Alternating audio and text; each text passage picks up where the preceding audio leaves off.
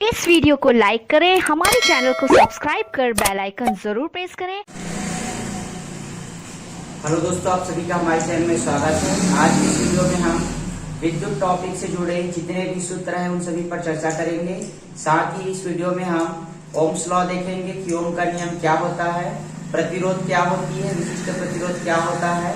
साथ ही हम समांतर क्रम और श्रेणी क्रम संयोजन देखेंगे। तो चलिए देखते हैं ये सभी चीजें क्या होती है। तो सबसे पहला हम देखते हैं विद्युत के बारे में। तो विद्युत होता है आवेश प्रवाह की दर। आवेश प्रवाह की दर को धारा कहा जाता है। तो इसे I से प्रदर्शित करते हैं। I जो होता है वो होता है Q/T। I का मतलब होता है धारा, जिसे एम्पियर से मापा जाता है। तो I इक्वल टू होता है Q/T। यहाँ Q जो है वह समय है। तो इस प्रकार आपको सूत्र में ये सारी चीजें दी रहेगी। आपको बोलेगा धारा का मान ज्ञात कीजिए, तो आप इस सूत्र का उपयोग करके इसे बना सकते हैं। अगला देखते हैं, धारा के बाद अगला होता है ओम्स लॉ। ओम्स लॉ में होता है ओम का नियम।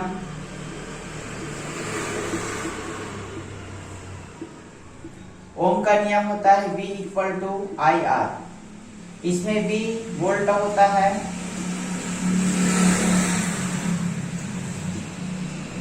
I जो होती है वह धारा होती है, और R जो होता है वह प्रतिरोध होता है। इसी को आप परिवर्तित करके I का मान निकाल सकते हो। I इक्वल टू होता है V/R।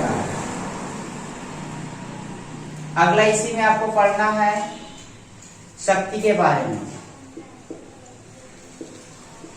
शक्ति को P से प्रदर्शित करते हैं। शक्ति इक्वल टू होता है V इंटू I।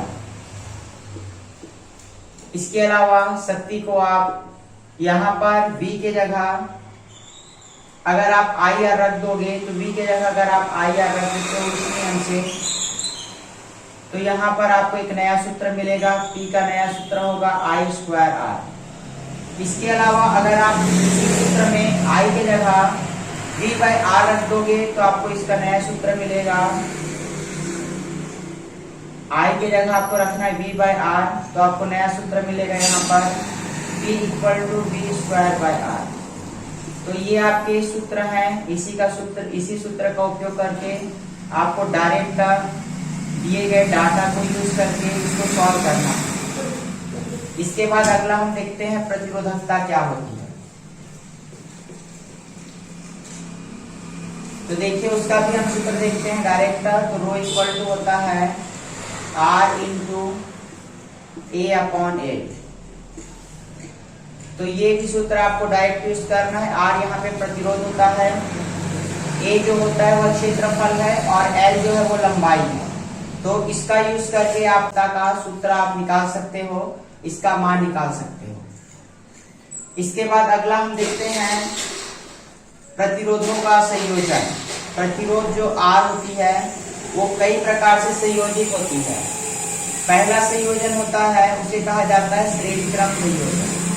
श्रेणी क्रम संयोजन में दो प्रतिरोध ये रहेंगे।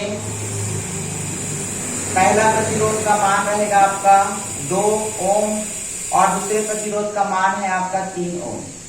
इसमें अगर आपको तुल्य प्रतिरोध ज्ञात करने के लिए बोला जाए, तो इसका तुल्य प्रतिरोध होगा, आपको इन दोनों को जोड़ देना है।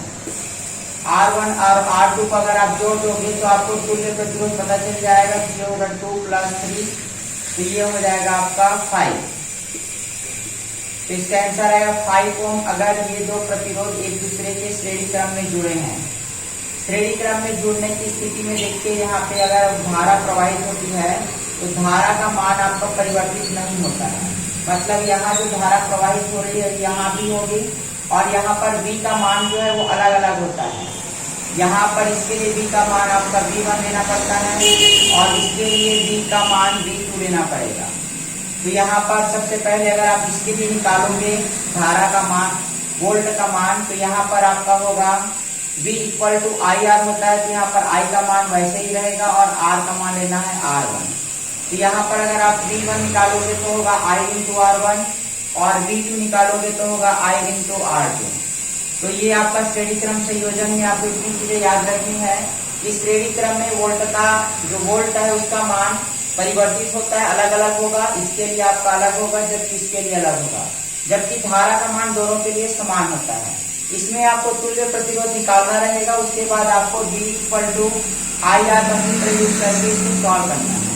दूसरा संयोजन होता है समांतर क्रम संयोजन।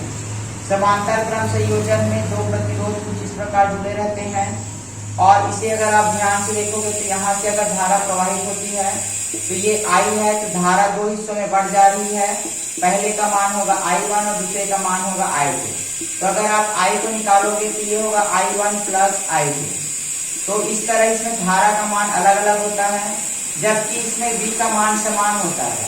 अगर इसकी वोल्टता कुछ दी गई है तो इस कंडीशन में मान लो 12 वोल्ट दिया है, तो 12 वोल्ट तीनों के लिए समान होगा। इसके लिए भी 12 वोल्ट होगा, इसके लिए भी, और पूरे सीरीज के लिए भी 12 वोल्ट होगा। तो V का मान अगर 12 है तो यहाँ V1 भी आपका 12 वोल्ट होगा और V2 भी आपका 12 वोल्ट होगा। तो इस तरह इसमें आपको ध्यान रखना है कि इसमें धारा का मान अलग अलग होगा, जबकि वोल्ट का मान समान होगा। अब इसमें तुल्य प्रतिरोध निकालने के लिए आपको इस सूत्र को यूज करना है। तुल्य प्रतिरोध होता है, इसके लिए आपको 1/R1 R लेना है, और यहाँ पर भी आपको 1/R1 और 1/R2 लेकर इसे सॉल्व करना है। तो इस तरह आप इसका तुल्य प्रतिरोध निकाल सकते हो। अंत में आपको तुल्य प्रतिरोध के लिए इसे पलटा देना है। तो इस प्रकार समांतर श्रेणी में तुल्य प्रतिरोध निकाला जाता है। इसके अलावा आपको इसमें विद्युत वाले प्रश्न में एक प्रकार का और प्रश्न आता है कि आपको विद्युत का कुल खर्च निकालना रहेगा महीने भर का। मान लीजिए किसी के घर में 2 बल्ब लगे हैं और एक फैन लगा है, तो 2 बल्ब और एक फैन के आपको खर्च निकालना है। मान लीजिए ये बल्ब है वो 9 वाट का बल्ब है, वाट मतलब शक्ति, और ये भी 9 वाट का बल्ब है, और मान लीजिए ये 200 वाट का एक फैन है।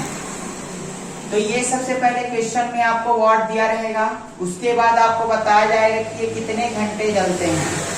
मान लीजिए ये 6 घंटे जलते हैं, ये आपके 5 घंटे जलते हैं, और ये आपका मान लीजिए 4 घंटे इसका उपयोग होता है। तो ये आपके डाटा दिए रहेंगे कितने वाट का है और एक दिन में कितना ये उपयोग होता है। तो इसके लिए आपको निकालना पड़ेगा सबका कि एक महीने का कुल खर्च कितना है। तो सबसे पहले आपको एक दिन का निकालना है। तो एक दिन का निकालने के लिए आपको इन दोनों को पहले गुणा कर देना है। तो ये पहले बल्ब का आ जाएगा, इसको गुणा कर देंगे तो दूसरे बल्ब का आएगा, और इसे गुणा कर देंगे तो ये पंखे का आ जाएगा।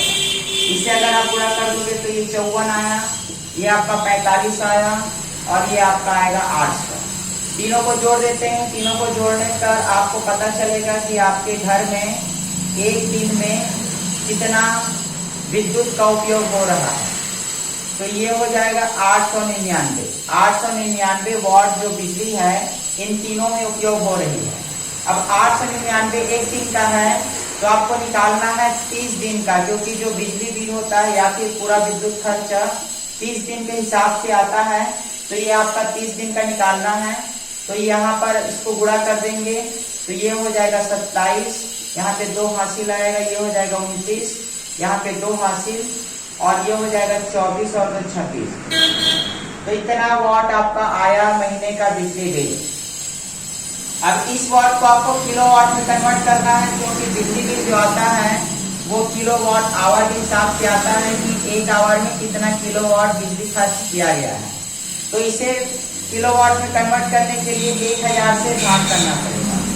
1000 से भाग कर दोगे तो यहाँ पे 3 जीरो है, तो यहाँ पर इसको अगर आप भाग करोगे या फिर 3 के बाद दशमलव लगा दोगे तो आपको मिलेगा 26.976 किलोवाट।